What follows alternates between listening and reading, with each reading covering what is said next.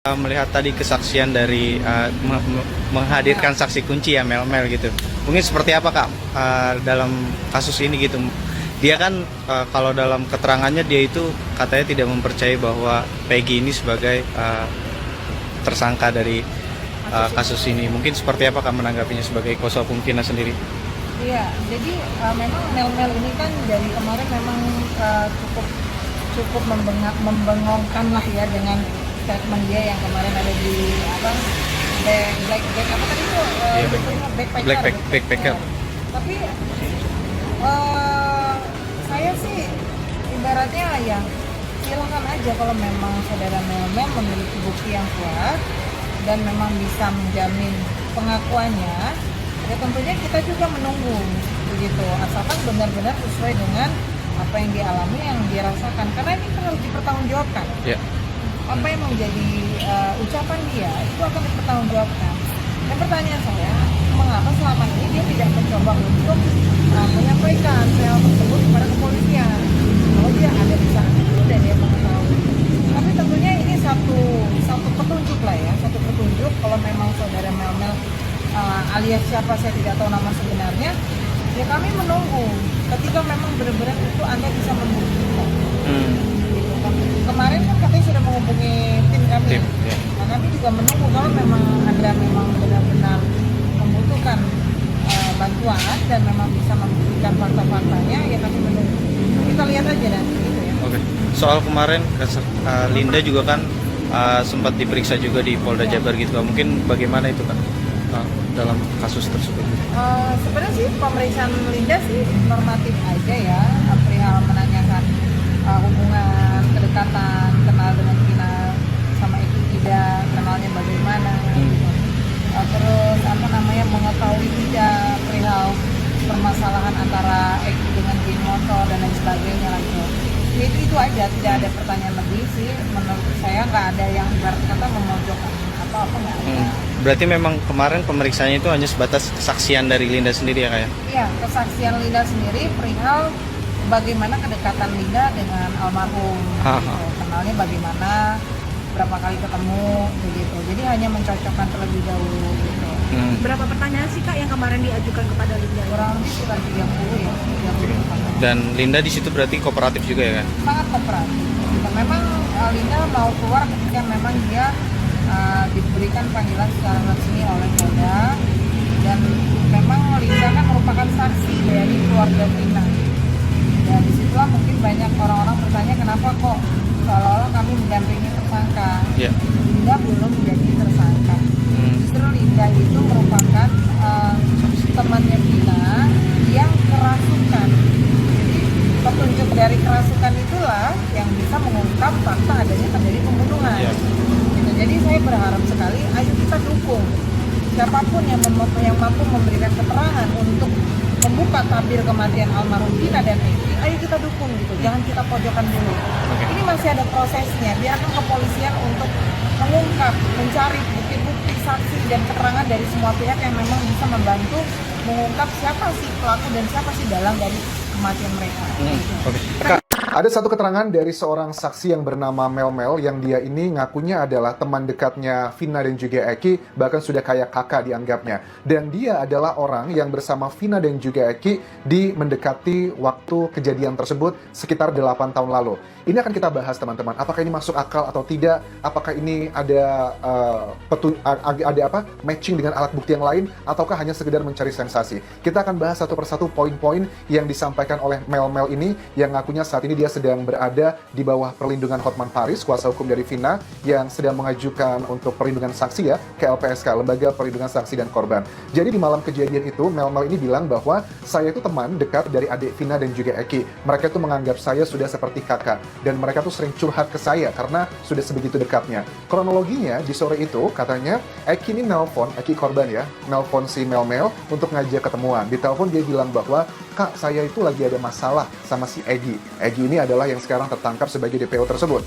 Sekitar setengah 8 malam, akhirnya si Mel ini nelfon Eki teman-teman dan bercanda gitu. Eki, kamu kan pergi sama Vina tuh, ajak Linda juga dong biar aku nggak sendirian. Nah, diketahui bahwa Linda ini yang mengenalkan dengan Mel adalah Eki dan sudah beberapa kali ketemuan, makanya dia tahu siapakah Linda tersebut. Singkat cerita, akhirnya mereka ketemuan dan akhirnya sempat muter-muter dan juga jalan-jalan di malam minggu tersebut di sekitar alun-alun dan mereka pun mampir untuk beli minuman. Vina terlihat gelisah saat itu. Dia bilang katanya minta boncengan sama Akang. Oh, manggilnya Akang ya, bukan Kak ya. Akang. Biar Linda sama Eki. Kemudian si Mel bilang gini, loh kenapa? Kok begitu? Udahlah nggak usah aneh-aneh gitu. Udah kamu sama si Eki aja tetap, biar aku sama si Linda. Apa yang terjadi? Apakah dia ngerasa ini ada hubungannya dengan sosok Egi, DPO yang sekarang sudah tertangkap, atau ada dengan peristiwa yang lainnya? Terus akhirnya dibilang, ya udah nggak usah ribut. Pada saat kejadian tersebut ada motor yang lewat karena motor yang lewat ini sambil neriakin si Eki. Nah, Ekinya bilang ke si Mel ini bahwa bilang itu tuh temennya si Egi. Oke, Egi yang lagi ada masalah sama si Eki ya. Terus si Linda itu menurut si Mel dia sibuk dengan HP-nya mulu, dia ngetik di situ. Dugaannya Linda ini adalah orang yang selalu memberikan informasi kepada Egi terkait dengan Eki dan juga Vina. Karena ada salah satu bagian yang disampaikan Mel ini bilang bahwa si Linda itu suka sama Eki ternyata, dan si Egi ya itu suka sama Vina. Jadi mereka saling kerja sama untuk menyakiti atau memisahkan atau melakukan hal-hal yang tidak pantas. Itu adalah keterangan dari Mel ini. Akhirnya kita jalan dan lewatin tongkrongan dari anak motor katanya. Linda bilang, ayo kita pulang aja, udah malam nih, ke Mel gitu kan ya. Ya udah, bilang Eki deh gitu katanya si Mel. Nanti kita singgah beli bensin dulu ya. Nah, saat mampir mereka ini, karena si Mel sama Linda itu satu motor dan Vina sama Eki satu motor. Pada saat mereka tuh ngisi bensin, loh kok si Eki sama Vina tuh nyelonong begitu aja, nggak nungguin mereka. Akhirnya si Mel ini bilang ke Linda, ya udah kalau gitu telepon si Vina sama si Eki, suruh tunggu di rumahnya Vina aja karena kan mau nganterin Vina gitu, jangan pergi biar kita perginya bareng gitu. Nggak diangkat, akhirnya dikirim pesan aja begitu. Kemudian saya bilang ke Eki, deh nanti singgah beli bensin sudah selesai, saya minta Linda jangan pulang dulu, tunggu di rumah Vina biar bareng. Di chat tapi telepon, di chat nggak dibales, telepon juga nggak diangkat. Saya akhirnya anterin Linda pulang ke rumah, tapi mereka udah nggak bisa dihubungin lagi. Linda bilang tiba-tiba nih, susul Eki di jembatan gitu. Kenapa? Karena menurut si Linda, ngomong ke si Mel, Egi dan kawan-kawan mau berantem sama Eki, mau ngasih pelajaran ke Eki. Akhirnya si Mel ini panik dan meluncur ke lokasi, dan dia parkirin motornya itu di area SMP 11, dan di situ dia jalan kaki masuk ke dalam, dan dia melihat Vina dan Eki sudah dikeroyok dengan 11 orang. Nah, kemudian dia ketakutan dan dia melihat ada orang dewasa di sebuah warung yang udah tutup. Nah, diajak ngomong ke orang dewasa tersebut, Pak atau Kak, ayo dong bantuin masuk ke dalam, kita pisahin. Tetapi si orang tersebut ketakutan juga dan dia nggak masuk ke sana. Akhirnya si Mel ini masuk ke dalam lokasi tersebut, area tempat mereka dibegitukan. Dia cuman mengintip doang katanya di sini. Dia melihat ada 11 orang itu membegitukan Vina ganti-gantian. Dan dia ngeliat Eki itu udah nggak bisa tertolong lagi dengan kondisi yang sudah bisa diprediksi dia sudah tidak lagi berada di dunia ini. Saya nggak berani gitu. Setelah Vina selesai digituin, kemudian mereka ini 11 orang ngebawa Vina dan juga Eki itu ke jembatan layang tersebut. Setelah mereka semua pergi, nggak ada lagi di sana, saya baru berani menghampiri Vina dan juga Eki yang ada di jembatan layang tersebut. Pertama saya pegang Eki. Waktu saya pegang katanya Mel tuh dia udah nggak bergerak lagi, udah nggak bernafas lagi. Dan saya lihat Vina, saya temuin dia masih bernafas, dia masih ada nafasnya, dia masih minta tolong juga. Saya pindah dan saya ngelihat kasihan sekali bagian bawahnya Vina itu udah luar biasa parah. Akhirnya saya tutupin Vina pakai jaket dan dia respon dan bernafas, dan si Mel bilang ke Vina bahwa maaf Neng, akan terlambat datangnya. Setelah itu dia mencari bantuan, kembali lagi ke warung yang tadi ada ketemu orang pria dewasa tersebut, tapi ternyata warungnya sudah tutup. Dan akhirnya pada saat dia balik lagi ke lokasi TKP, ternyata sudah di jembatan, yaitu ternyata sudah ramai orang. Pada saat ramai tersebut, dia ngambil foto, dan dari keramaian tersebut, dia tuh udah ngeliat ada si para pelaku pun juga ada di sana. Makanya nggak heran keterangan dari kakaknya Vina, pelakunya itu ternyata yang ngasih tahu ke keluarganya bahwa Vina itu kecelakaan. Baru diketahui setelah mereka ditetapkan sebagai terpidana, teman-teman. Kemudian waktu dia ngelihat ada para pelaku juga di lokasi tempat itu ditemukan, dia sempat menghampiri Vina kembali, dan Vina cuma diem aja, udah nggak bisa bergerak, akhirnya dibawa ke kantor polisian. Kalau aku silangkan data dari keterangan kuasa hukumnya Saka Tatal ya, yang bilang bahwa ada dua kejadian. Pertama tuh katanya ada satu saksi, yang satu saksi ini katanya baru ketemu sama Vina dan juga Eki jam 9.15. Terus Polsek setempat baru mendapatkan telepon ada penemuan 2 orang tersebut itu jam 22, pukul 22.00 atau jam 10 malam. Kita coba cross check dulu di BAP mungkin untuk kepolisian. Apakah betul statement dari kuasa hukumnya Saka Tatal yang bilang seperti itu? Kalau seandainya memang beneran jam 9.15 ada saksi yang ketemu sama mereka, kan kalau alibinya dari kuasa hukum Saka Tatal bilang bahwa si temannya Vina ini dan juga Eki baru ketemu jam 9.15, dapat laporan jam 22.00. Apakah mungkin dalam waktu 45 menit 11 orang melakukan hal seperti itu dibawa dengan jarak 1 km ke jembatan layang ke TKP-nya yang dibawa di balik kebun itu juga sekitar 1 km? Apakah mungkin? Ya mungkin aja kalau waktu 45 menit menurut aku juga masih bisa. Tetapi kalau itu benar faktanya teman-teman, sudah terbukti 9.15 ada saksi yang melihat, ada 2 kemungkinan.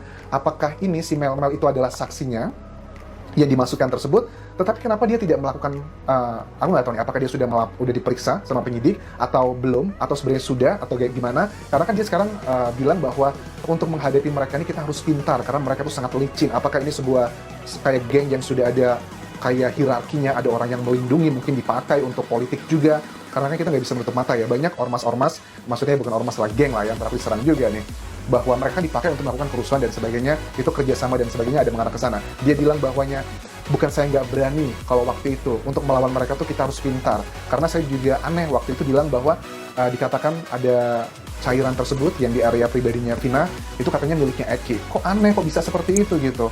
Dan mengenai mereka yang sekarang berada di penjara, menurut si Mel itu betul, mereka adalah orang-orangnya. Dan yang sekarang ketangkep juga, si Peggy tersebut alias Peron, dia juga terlibat dan dia tahu masih ada 2 orang lagi. Makanya waktu mengenai Linda kesurupan tersebut, yang dia bilang ada 12 orang, ya betul, 11 orang itu adalah pelaku, dan 1 orang itu adalah saya, yang memang menemui Vina detik-detik dia sebelum meninggalkan dunia ini. Apakah kalian percaya dengan cerita ini atau enggak?